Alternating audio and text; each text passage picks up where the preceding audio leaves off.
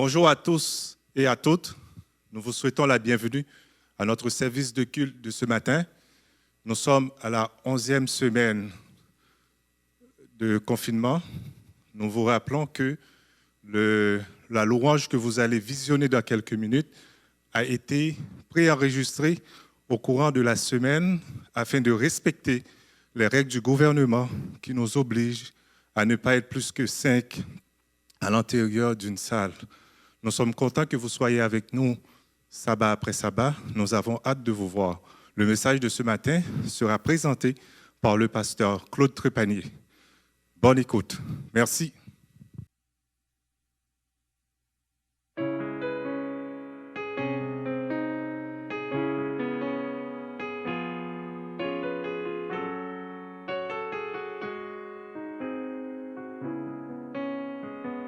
Bienvenue à tous au Centre Il est écrit de Montréal. Où que vous vous trouviez en ce moment, soyez les bienvenus. Que vous soyez au Québec ou ailleurs, vous êtes à la maison, dans la maison de Dieu.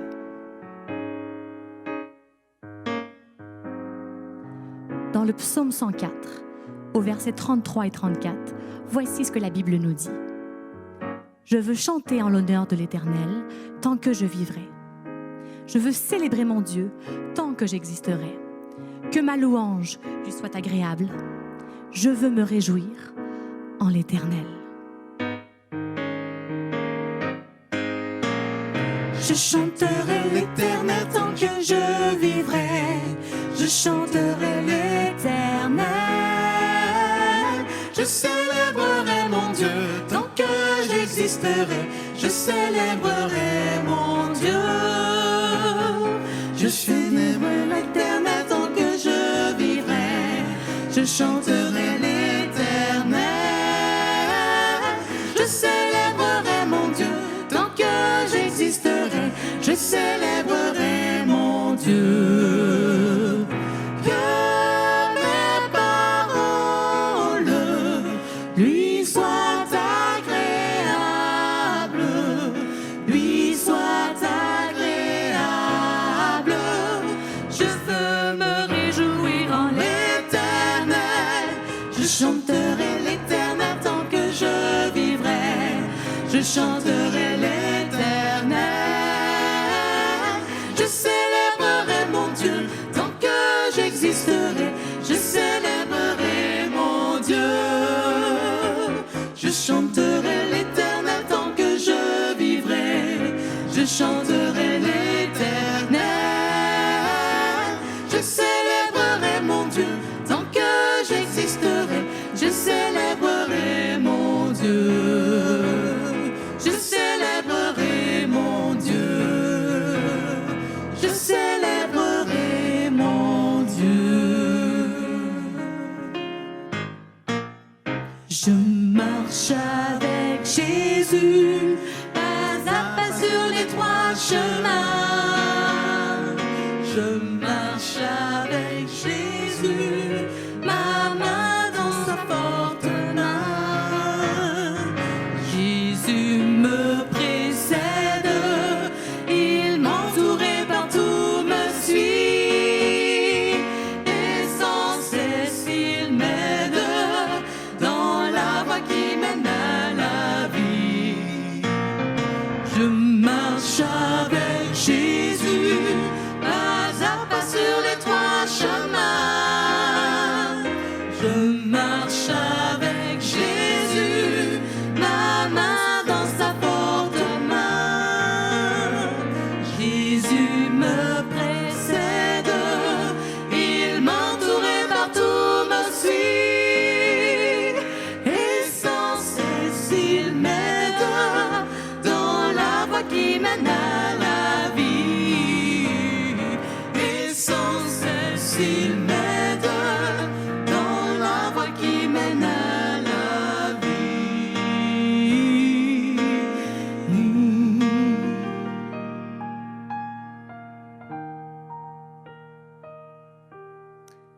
Oui, dans la Bible, on trouve beaucoup de belles promesses qui nous rappellent l'importance de louer Dieu en tout temps, à chaque instant, et aujourd'hui, le jour du sabbat.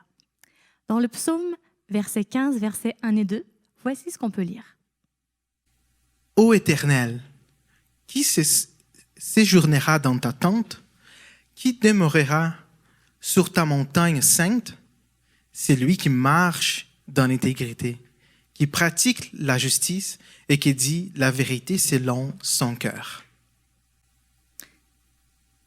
Dans le psaume 86, le verset 11, il est écrit « Enseigne-moi tes voies, Éternel, et je marcherai dans ta vérité.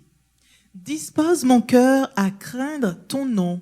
Je te louerai de tout mon cœur, Seigneur mon Dieu, et j'honorerai toujours ton nom. » Nous avons une courte vie sur cette terre et la louange ne peut être juste pour un moment.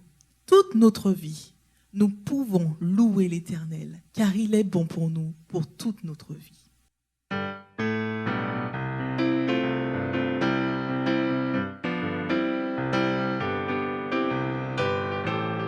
Je passerai ma vie à dire à tous mes frères que tu es bon. Oui, je passerai ma vie à dire à tous mes frères que tu es bon. Je passerai ma vie à dire à tous mes frères que tu es bon. Oui, je passerai ma vie à dire à tous mes frères que tu es bon.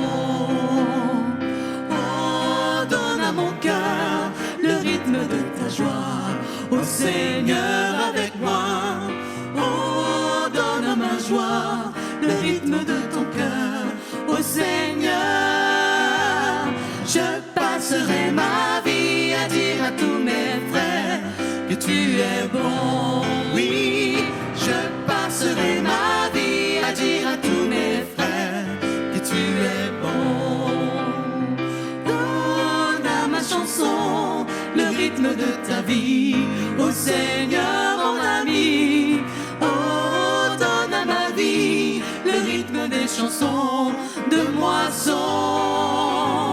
Je passerai ma vie à dire à tous mes frères que tu es bon. Oui, je passerai ma vie à dire à tous mes frères que tu es bon.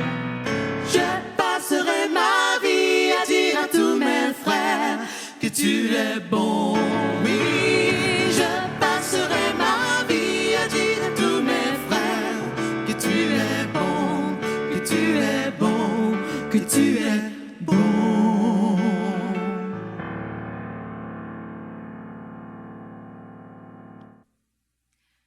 Oui, le Seigneur est bon, hier, aujourd'hui, demain et en tout temps. Et que nous puissions vraiment passer notre vie à dire que l'Éternel est bon. Ce matin, prenons un moment pour remercier l'Éternel pour toutes ses bontés et pour tout ce qu'il fait dans nos vies chaque jour. Alors je me tourne vers mes amis ce matin et je vous demande, les amis, pour quoi êtes-vous reconnaissants? Quel est votre sujet de gratitude et de remerciement ce matin? Clayton, pourquoi es-tu reconnaissant aujourd'hui? Pour ma famille, l'amour que Dieu nous donne, puis la santé que ma famille a pour le moment. Merci Dieu pour ça. Amen. Et toi, Christelle? Je remercie Dieu pour sa parole qui nous soutient et pour les amis aussi qui nous soutiennent dans les moments difficiles. Amen. Et moi, je veux aussi remercier Dieu pour la musique, pour la joie que nous avons de le chanter dans toutes les circonstances de nos vies. Malgré la pandémie, Dieu est là, il est à nos côtés et c'est en lui qu'on peut trouver la paix. Alors je vous invite à fermer les yeux et dans le secret de votre cœur, vous aussi, à remercier le Seigneur.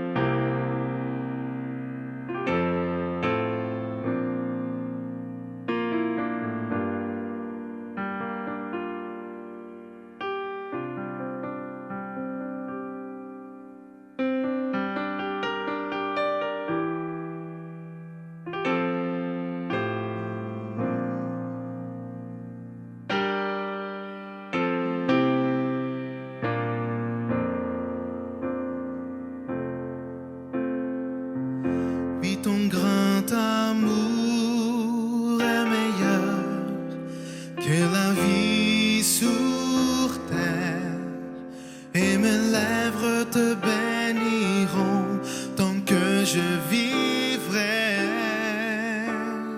En ton nom je veux élever mes mains vers le ciel, car en toi je suis satisfait, éternel. C'est en toi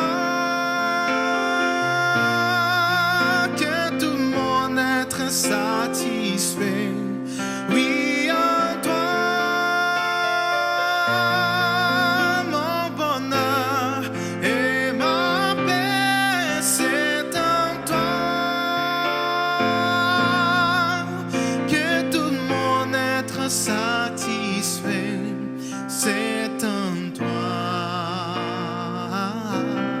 Rien qu'en toi, oh Jésus. Oui, ton grand amour est meilleur que la vie sur terre, et mes lèvres te béniront tant que je vivrai. En ton nom je veux élever mes mains vers le ciel, car en toi je suis satisfait, éternel. C'est en toi que tout mon être satisfait. Oui, en toi, mon bonheur et ma paix. C'est en toi que tout mon être satisfait. C'est en toi, rien qu'en toi, oh Jésus. C'est en toi que tout mon être est satisfait. Oui, en toi, mon bonheur et ma paix. C'est en toi que tout mon être est satisfait. C'est en toi, rien qu'en toi, oh Jésus. C'est en toi, rien qu'en toi, oh Jésus.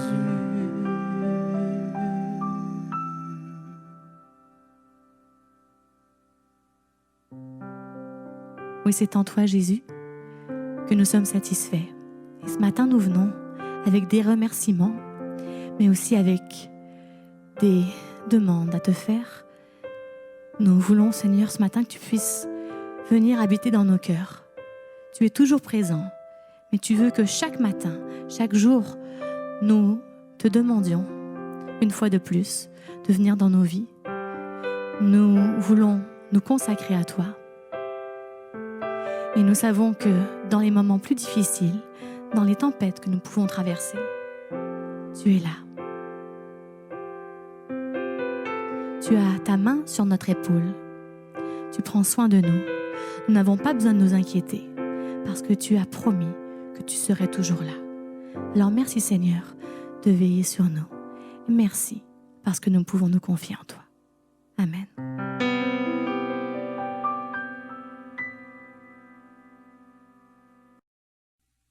Avant d'écouter le chant spécial qui va suivre, nous tenons à vous rappeler qu'il est possible de donner vos dîmes et vos offrandes en ligne sur le site internet du centre Il est écrit. N'hésitez pas à aller visiter la page d'accueil et à cliquer sur le bouton vert « Donner ». Merci beaucoup et que Dieu bénisse vos dons. Je vous invite à vous préparer à préparer votre cœur et votre esprit tous ensemble à l'écoute de la parole de Dieu qui sera ce matin partagée par le pasteur Claude Trépanier. Écoutons maintenant ce beau chant spécial qui nous rappelle que Dieu est toujours là, qu'il a sa main sur notre épaule.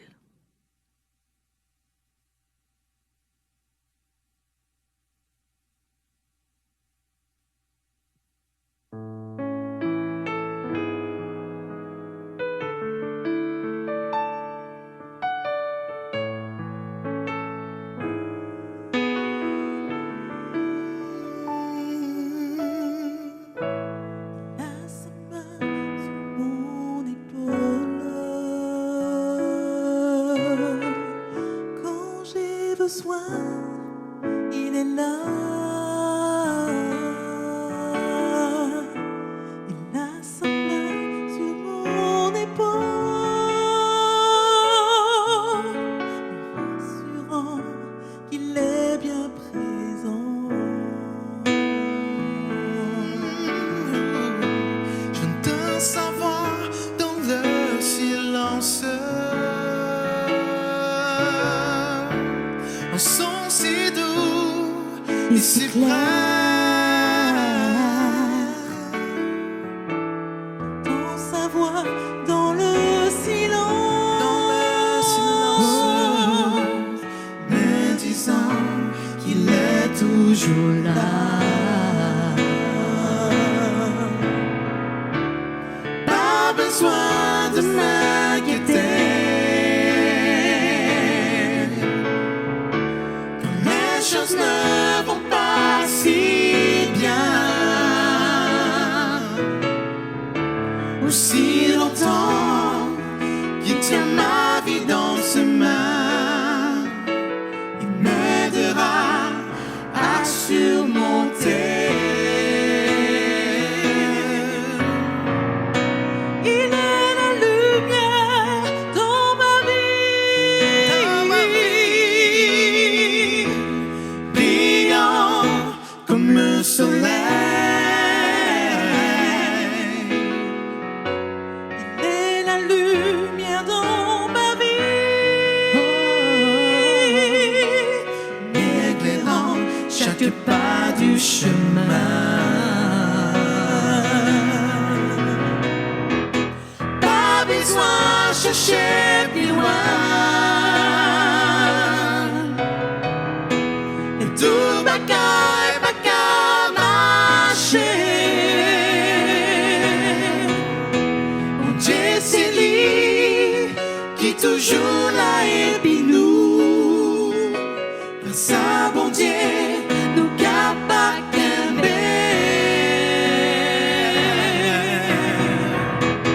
pas besoin de chercher plus loin.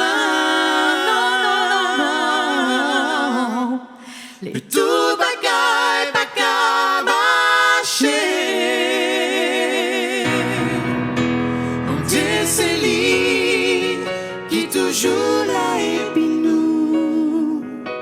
Grâce à mon Dieu, nous capables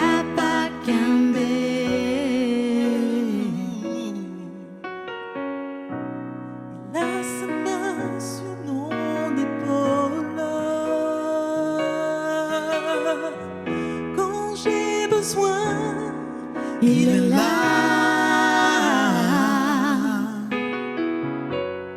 il a sa main sur mon épaule, Sur mon épaule, me rassurant qu'il est bien présent. Me rassurant qu'il est bien présent. Me rassurant qu'il est bien présent.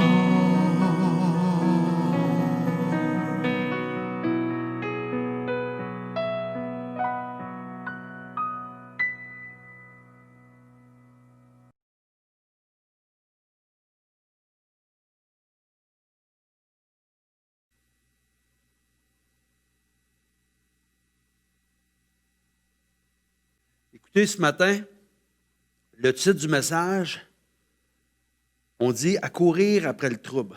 À courir après le trouble.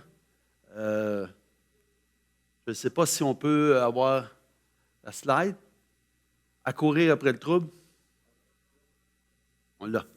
À courir après le trouble, ben, qu'est-ce qui arrive quand on veut courir après le trouble et qu'on court après le trouble? Ben, souvent, on dit à courir après le trouble comme on court là, ben, ça se peut qu'on trouve le trouble.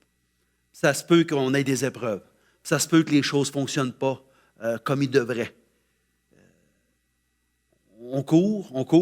On en a parlé depuis que la pandémie est là, qu'on court tout le temps, puis que là, finalement, ben, ça nous a permis de nous arrêter.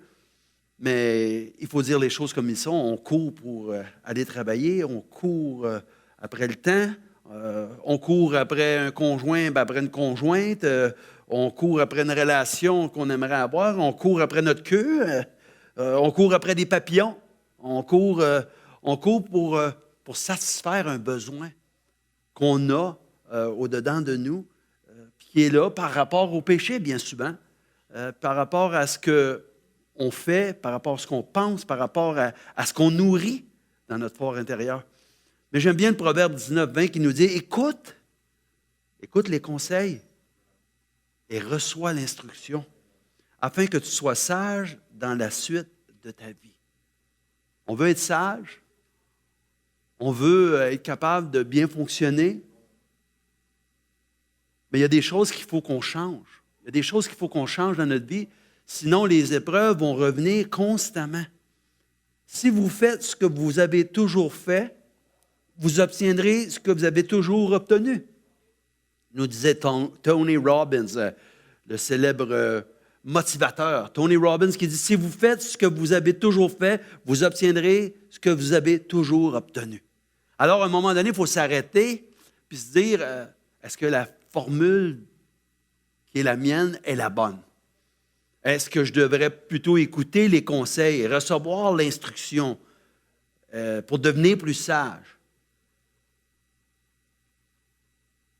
Écoutez, un jour, il y a un gars qui passe devant une banque, voit un monsieur en train de monter les marches, puis il dit « Hey, je te connais, toi! » Monsieur surveille d'abord, puis finalement, oui, c'était un collègue, pas un collègue, mais un ami d'école, d'enfance d'école. Puis là, il le voit, il le rencontre, puis il dit « Qu'est-ce que tu es devenu? » Puis il dit « Ah, ben moi, je suis devenu banquier, je travaille ici, à la banque. » Et l'autre de lui répondre, « Ah, ben c'est le fun. Justement, moi, parlant de banque, les choses ne vont pas trop bien pour moi. » Il m'a dit de quoi, je suis en train de penser que je vais peut-être faire faillite. Les choses ne sont pas trop bonnes actuellement dans ma vie. Et son ami de lui répondre, « Ben regarde, tu peux rentrer en dedans, puis viens jaser, puis on va regarder ce qu'on pourrait faire. Tout d'un coup, qu'on pourrait trouver une solution à ton problème. » « Ah non, je suis pressé, il faut que j'y aille. Écoute, ça va vraiment pas bien pour moi parce que moi et ma femme, on est en instance de séparation par rapport à nos finances. Puis, ben, je pense qu'à quelque part, tu pourrais venir souper à la maison ce soir, si ça te tente. Ma femme, justement, est psychologue puis est médiatrice pour les gens, justement, en difficulté de couple. Ah, ben là, il dit là, écoute, je pense pas qu'elle serait contente de savoir qu'on s'en va rencontrer quelqu'un qui est justement psychologue, qui est médiatrice, puis que mon ami est banquier, puis ben, il dit, écoute, moi, je te l'offre. Je pense que souvent, les problèmes que les gens ont, c'est qu'ils n'ont pas de budget. Ils ne savent pas faire un budget. Ah oui, je le sais, on m'en parle souvent du budget, là. Mais écoute, j'aimerais vraiment ça, mais je peux pas m'arrêter présentement. Puis, écoute, je voudrais bien rentrer dans la banque avec toi, parler avec toi. Mais il dit, regarde, ce soir, on a une assemblée, puis c'est une assemblée justement sur une formation qu'on donne à nos clients, puis je t'invite. Puis il dit, écoute, je ne suis pas sûr que je vais être là parce que ça va vraiment pas bien dans mes affaires. Fait que son ami de lui répond, ben, regarde, c'est toi qui décides, c'est toi qui t'es invité, puis tu viens si tu veux ce soir, puis nous autres, on va être contents de te recevoir.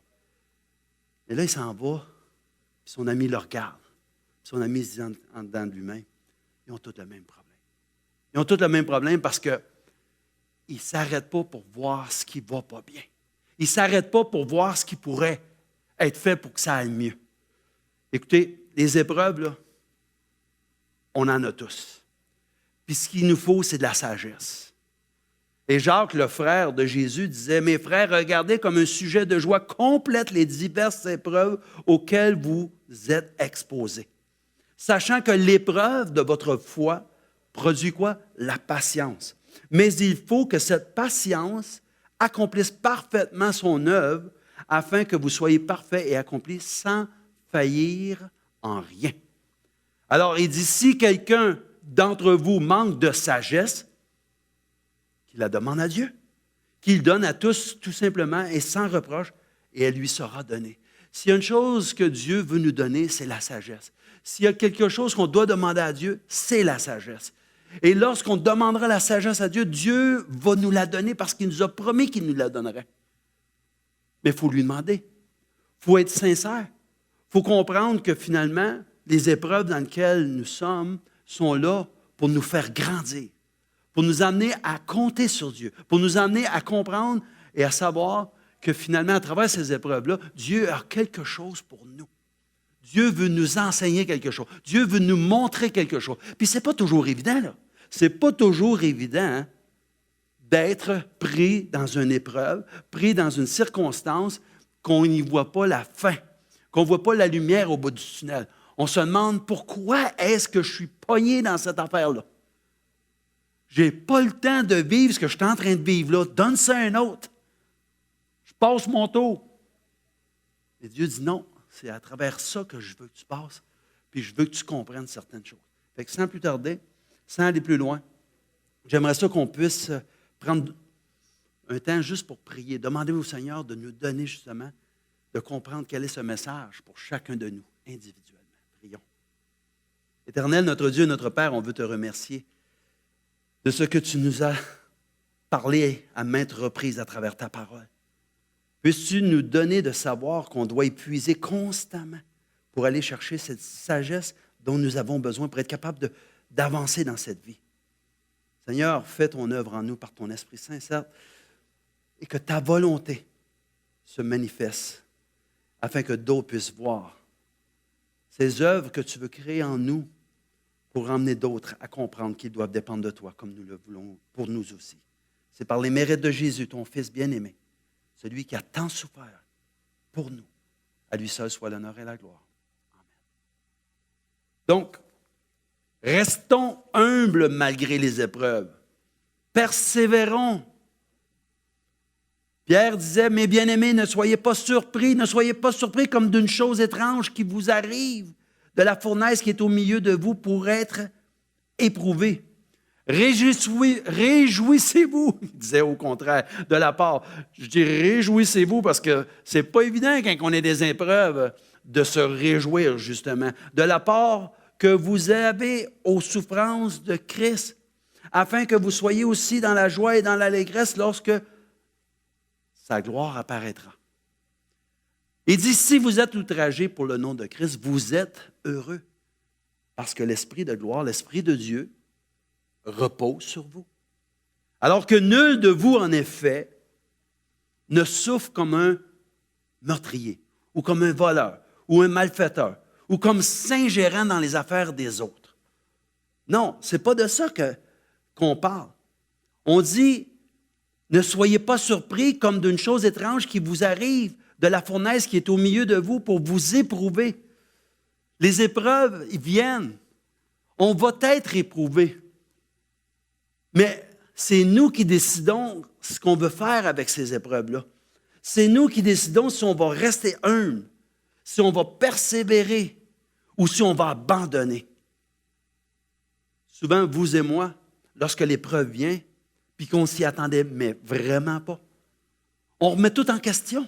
On remet en question l'Église, on remet en question la parole de Dieu, on remet en question les frères et les sœurs dans l'Église. On remet en question le pasteur, on remet en question l'ancien, le diacre, on met même en question tout ce qu'on nous a appris ou même tout ce qu'on a compris.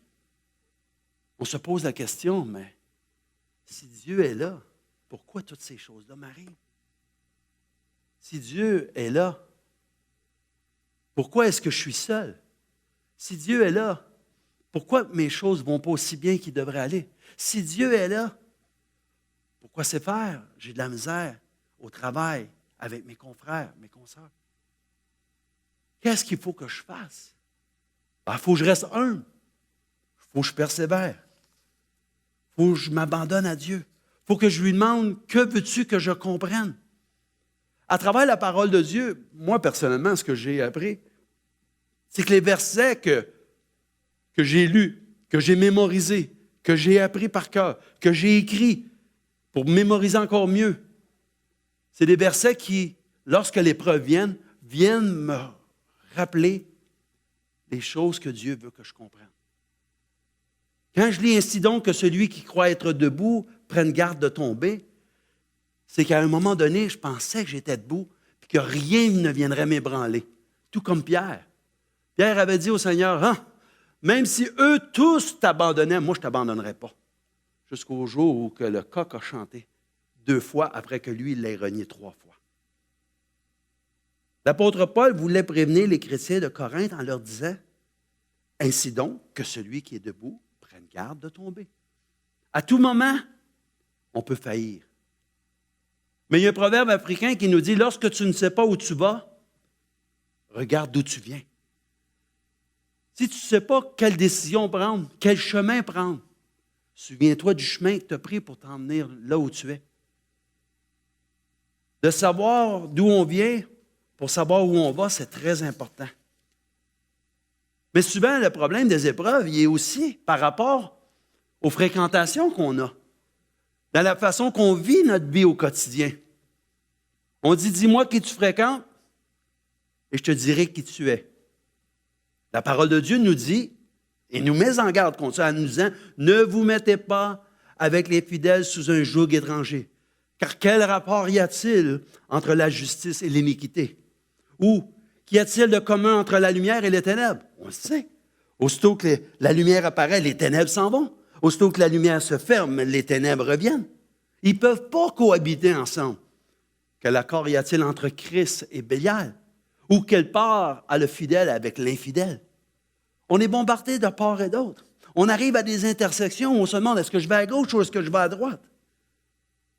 On se demande, c'est-tu Dieu qui me parle ou c'est l'ennemi qui me parle? On se demande souvent, quelle décision devrions-nous prendre? Mais est-ce qu'on consulte les bonnes personnes? Est-ce qu'on consulte Dieu? Est-ce qu'on consulte sa parole? Puis de consulter ne veut pas dire qu'on va prendre nécessairement cette décision-là, mais au moins on va avoir une variable de plus pour être en mesure de prendre une meilleure décision. Écoutez, tous et chacun, on a besoin de conseils.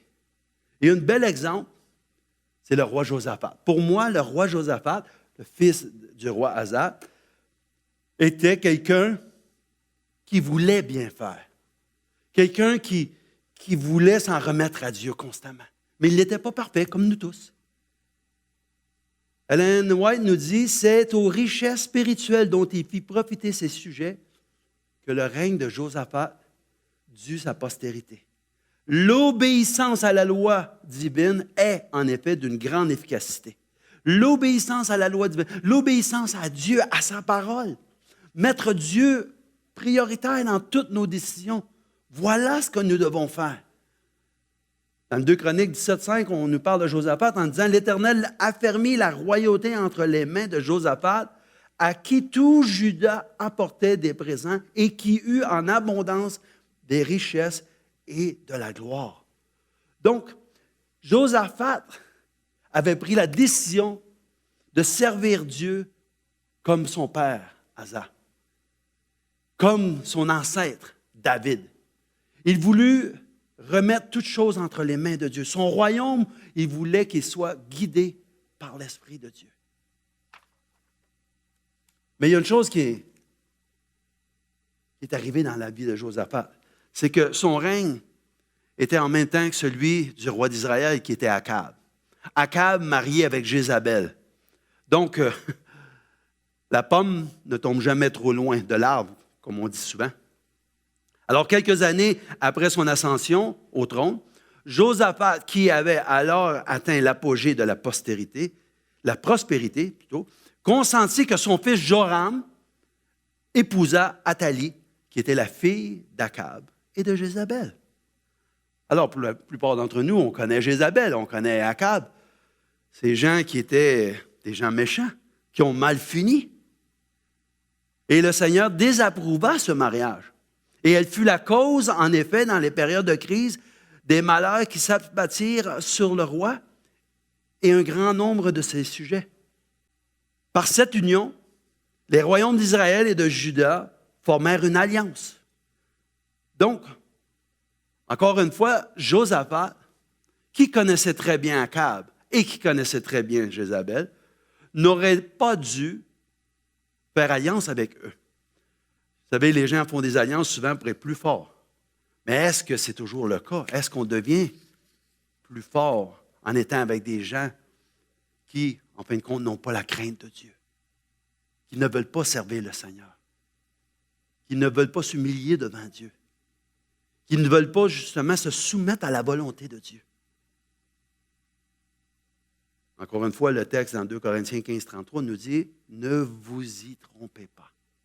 Ne vous y trompez pas, les mauvaises compagnies corrompent les bonnes mœurs. » Est-ce qu'on croit que cette parole est la parole de Dieu? Est-ce qu'on croit que les avertissements là-dedans sont des avertissements réels?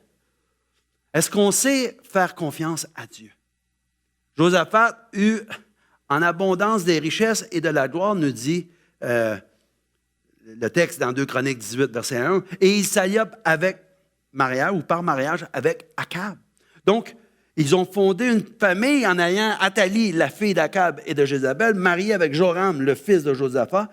Bon, ben, inévitablement, ils vont devenir les grands-pères et les grands-mères des enfants qui vont en sortir de là. Akab, roi d'Israël, dit à Josaphat, roi de Juda, « Veux-tu venir avec moi à Ramoth en Galade? » Et Josaphat lui répondit, « Moi, comme toi, et mon peuple, comme ton peuple, nous irons l'attaquer avec toi. » Puis Josaphat dit au roi d'Israël, « Consulte maintenant, je te prie, la parole de l'Éternel. » 2 Chroniques 18, versets 3 et 4. Donc, après, des fois, la bouche, elle parle plus vite que le cerveau. Après avoir dit à Akab, « Mon peuple et ton peuple, moi et toi, nous irons à la guerre ensemble. » Il s'est dit, « Oups, il y a peut-être de quoi qu'il faudrait que je fasse. Il y a peut-être de quoi qu'il est essentiel à des décisions aussi importantes que ça. Peut-être bien qu'on devrait demander au Seigneur ce que lui en pense. » Mais vous savez, des fois, quand quelqu'un nous arrive et nous dit « Ouais, mais il faudrait peut-être bien prier, demander au Seigneur et rechercher sa volonté avant de prendre une telle décision. » Puis il y a toujours quelqu'un qui dit « Ben non. Le Seigneur, là, s'il nous a permis qu'on soit rendu là où on en est rendu, c'est parce que c'est certain qu'il veut qu'on soit béni, puis il veut vraiment qu'on soit capable de faire ce qu'on devrait faire. » Mais Josaphat, lui, il n'était pas contenté de ça. Josaphat dit, dans 2 Chroniques 18, verset 6, « N'y a-t-il plus ici aucun prophète de l'Éternel par qui nous puissions le consulter? » Le roi d'Israël répondit à Josaphat, « Il y a encore un homme par qui l'on pourrait consulter l'Éternel, mais je le hais. Je le hais car il ne me prophétise rien de bon. Il ne prophétise jamais que du mal. Son nom, c'est Michée, fils de Jimla. » Et Josaphat dit, « Que le roi ne parle pas ainsi. S'il est un homme de Dieu, que le roi ne parle pas ainsi. Fais-le venir. On va voir. On va le consulter. On verra ce que Dieu veut pour nous, pour notre union, pour l'idée de partir en guerre ensemble. » Alors, on a commencé à jouer au jeu « Qui dit vrai? » Qui dit vrai? « Voici l'Éternel a mis un esprit de mensonge dans la bouche de tes prophètes qui sont là, disait Michée. Et l'Éternel a prononcé du mal contre toi. » Et là, Akab a ses 450 prophètes qui, eux, donnent une réponse aussi vite demandée, aussi vite reçue. Et Michée, lui, dit non. L'Éternel a mis un esprit de mensonge dans la bouche de tes prophètes, en parlant à Akab. Alors Sédécias, fils de Caïnan, s'étant approché, frappa Michée sur la joue et dit, « Par quel chemin l'Esprit de l'Éternel est-il sorti de moi pour te parler? » Un peu fanfaron, hein? Un peu fanfaron, mais Michée reste droit debout. Moi, je dis, est-ce que je vais vraiment aller à la guerre avec toi, disait Josaphat, sans vraiment consulter l'Éternel? Ou est-ce que je vais écouter ce que dit Michée. Jésus nous disait, gardez-vous des faux prophètes. Ils viennent à vous en vêtements de brebis, mais au-dedans, ce sont des loups ravisseurs. Ce sont des loups ravisseurs. Et Michée dit, si tu reviens en paix, il lui dit ça à Josaphat, l'Éternel n'a point parlé par moi. Il dit encore, vous tous, peuple, entendez ce que je dis. Donc, autrement dit, Michée disait, même si le roi me met en prison pendant qu'il va à la guerre, sachez bien que vous serez obligés d'admettre que Dieu a parlé à travers moi. Lorsque vous verrez la désolation par rapport à cette union-là. Ce qui est vraiment comique dans toute cette histoire-là, c'est qu'on a commencé à jouer à se déguiser. Puis se déguiser, ce n'est pas juste enfiler un costume, croyez-moi. Le roi d'Israël et Josaphat, roi de Juda, montaient à Ramoth, comme il l'avait dit en Galaad. Et là, le roi d'Israël dit à Josaphat, écoutez bien, il dit, je veux me déguiser pour aller au combat. Bon, Akab maintenant dit à Josaphat, sais-tu quoi, je vais me déguiser, OK? Je vais me déguiser, mais toi, revêt tes habits. Et le roi d'Israël se déguisa. Ils allèrent au combat. Et le roi de Syrie avait donné cet ordre au chef de ses chars. Vous n'attaquerez ni petit, ni grand, mais vous attaquerez seulement le roi d'Israël. Voyez-vous, le roi de Syrie, attaquant, se faisait faire la guerre par Josaphat et Akab, quand il a vu qu'à quelque part on venait pour l'attaquer, il s'est dit, si on tue le roi, les autres vont reculer, puis la paix va revenir. Mais Akab l'avait vu venir, celle-là. Il s'est dit, moi, je vais me déguiser, donc s'ils veulent tuer quelqu'un, ce ne sera pas moi. Mais Dieu n'est pas sourd. Quand les chefs des chars aperçurent Josaphat, ils dirent, c'est le roi d'Israël, parce qu'il avait tous ses habits royaux. C'est le roi d'Israël. Et ils l'entourèrent pour l'attaquer. Le texte nous dit, Josaphat poussa un cri à l'Éternel et il le secourut. Et Dieu les écarta de lui. Les chefs des chars, voyant que ce n'était pas le roi d'Israël, s'éloignèrent de lui. Et quand un malheureux crie, qu'est-ce qui arrive? L'Éternel entend et il le sauve de toutes ses détresses. Psaume 34, verset 6. C'est la même chose pour Pierre. Pierre dit à Jésus, laisse-moi aller vers toi. Lorsque Jésus marchait sur l'eau, Pierre sortit de la chaloupe et il se mit à marcher vers Jésus. Mais voyant que le vent était fort, nous dit le texte, il eut peur.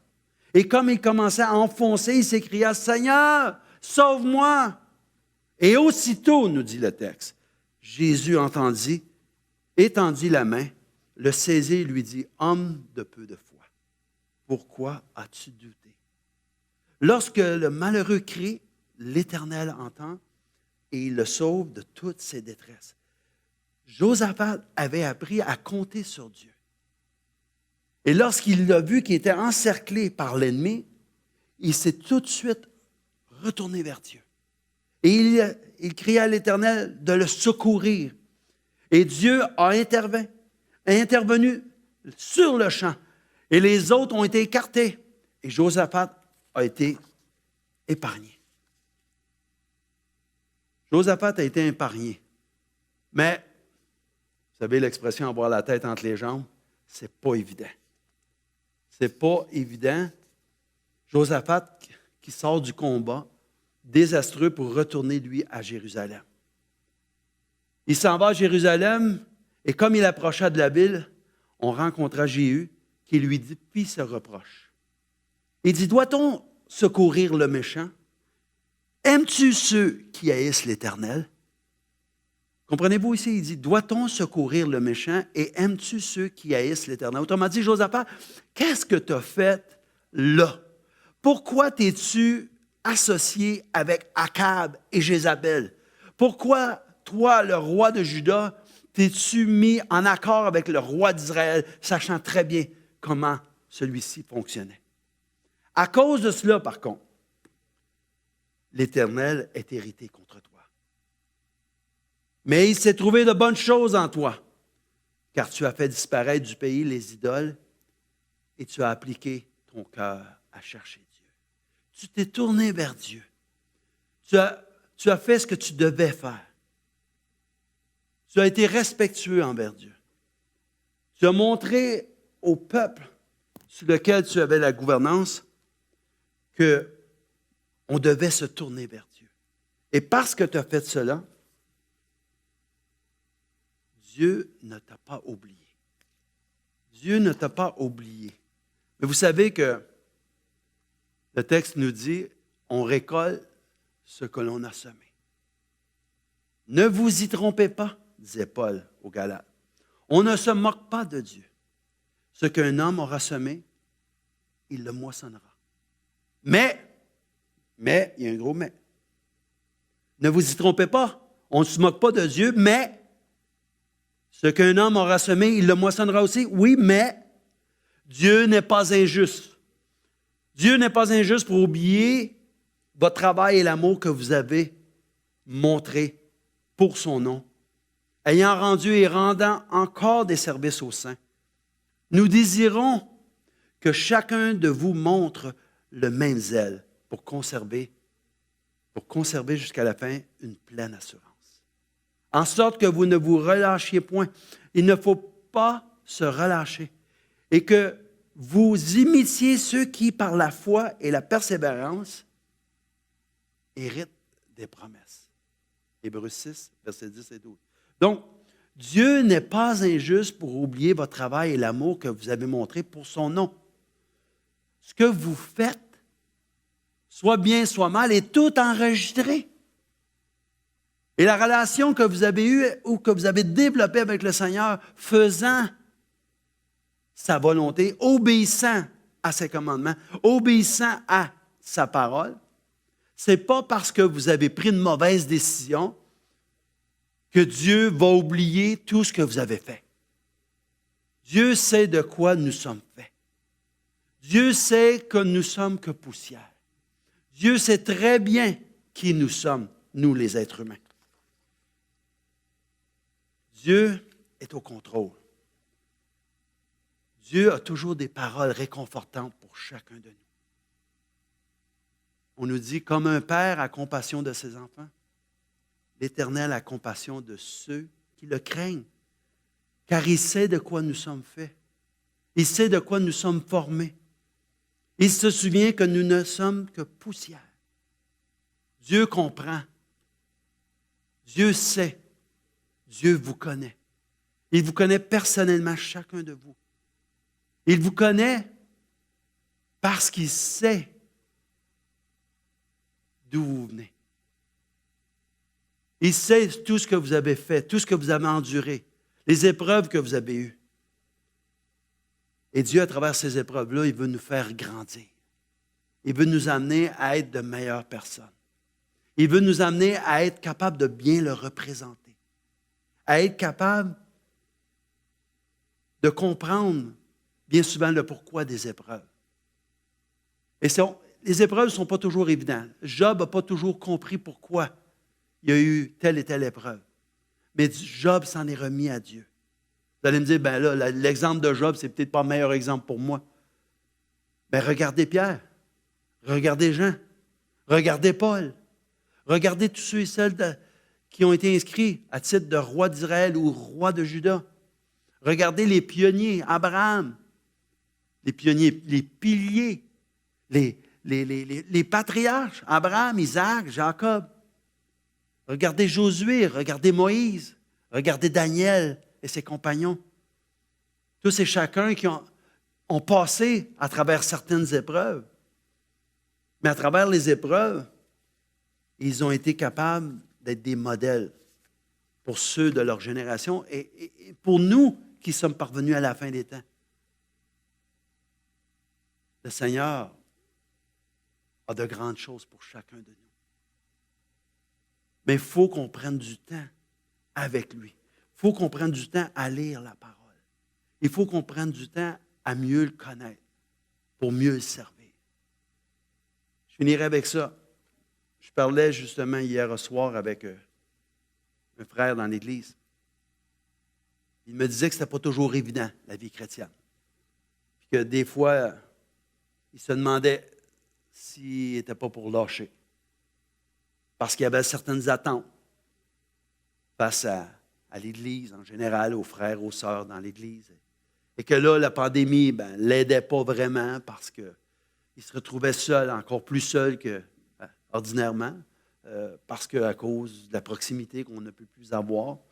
Et là où on est confiné. Puis, en l'écoutant et en lui parlant, en même temps, je lui ai dit, est-ce que tu prends du temps avec le Seigneur? Il dit, ce n'est pas toujours évident non plus de passer du temps avec le Seigneur. Mais j'ai dit, quand je te dis, passes-tu du temps avec le Seigneur, c'est que, est-ce que tu laisses le Seigneur te parler? Il dit, oui, je prie beaucoup. Il dit, c'est pas toujours évident, mais je sais, il faut que je me fasse un devoir de prier. Mais j'ai dit, je sais que tu pries, parce que prier, c'est parler au Seigneur. Mais est-ce que tu laisses le Seigneur te parler? Ça, c'est une autre affaire. Il dit, ouais, je comprends ce que tu dis.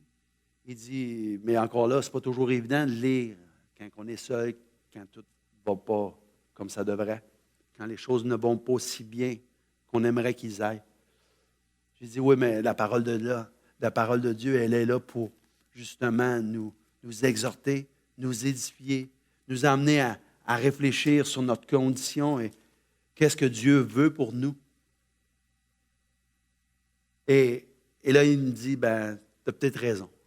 Tu as peut-être raison, j'ai pas lu aussi souvent que j'aurais dû dernièrement. J'ai dit, fais-toi-en pas, tu es un être humain comme les autres. Tu es un être humain comme les autres parce que souvent dans notre relation avec Dieu, la première chose qu'on arrête, c'est de lire la parole. Parce que finalement, Dieu, pour nous, et les attentes qu'on avait envers lui ne sont pas là où ils devraient être.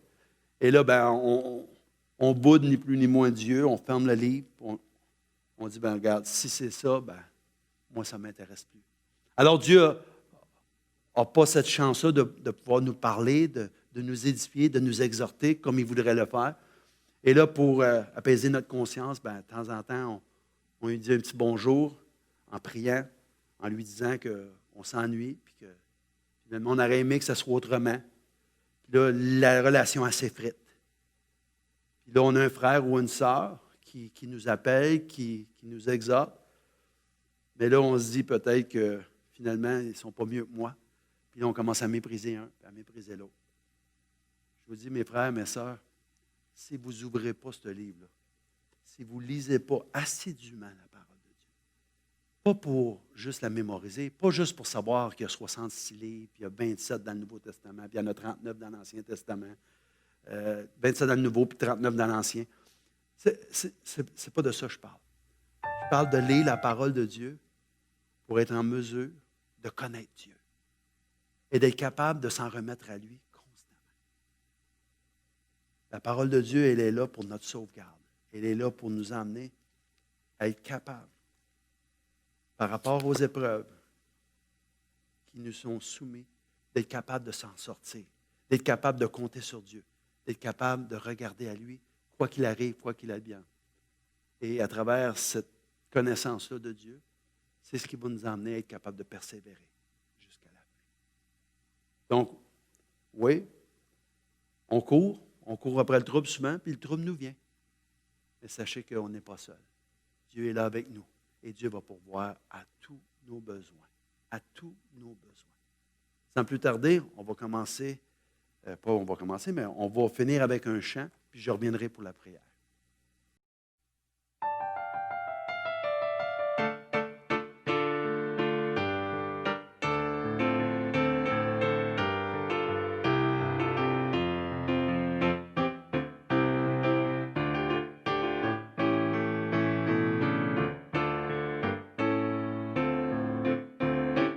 Louez l'Éternel en tout lieu, lui qui créa le firmament.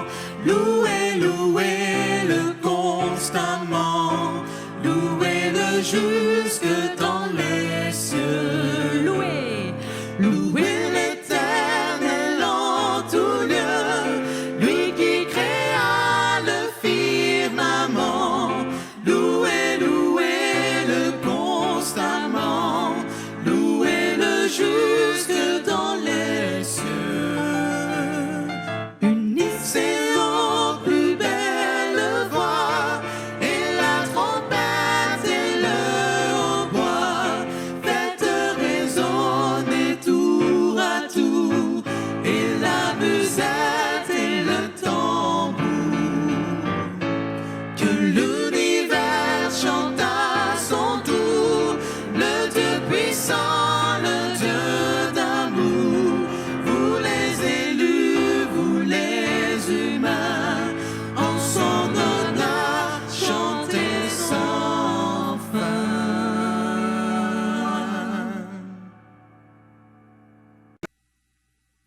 Prions. Éternel notre Dieu, notre Père, puisses-tu nous donner à tous et chacun cette détermination de vouloir te servir, quoi qu'il arrive, quoi qu'il advienne. Donne-nous cette énergie d'être capable de lire ta parole à chaque jour, afin de connaître ces choses qui vont nous aider à passer à travers les épreuves, les tribulations, à travers les circonstances de la vie. Seigneur, tu nous dis toi-même que ces choses ont été écrites pour nous. Pour nous, afin qu'on puisse être capable de passer à travers le temps et d'être prêt lorsque tu reviendras. Oui, bientôt tu reviendras. Et nous voulons être avec toi. Puisses-tu nous permettre, tous et chacun, d'être capables de s'en remettre à toi constamment. Père, sans toi, on n'est pas capable. Mais par ton Esprit Saint, puisses-tu faire cette œuvre comme toi seul peux la faire. C'est au nom et par les mérites de Jésus que je te prie. Et à lui seul soit l'honneur et la gloire au siècle des siècles. Amen. Que Dieu vous bénisse, que Dieu vous garde et à sabbat prochain.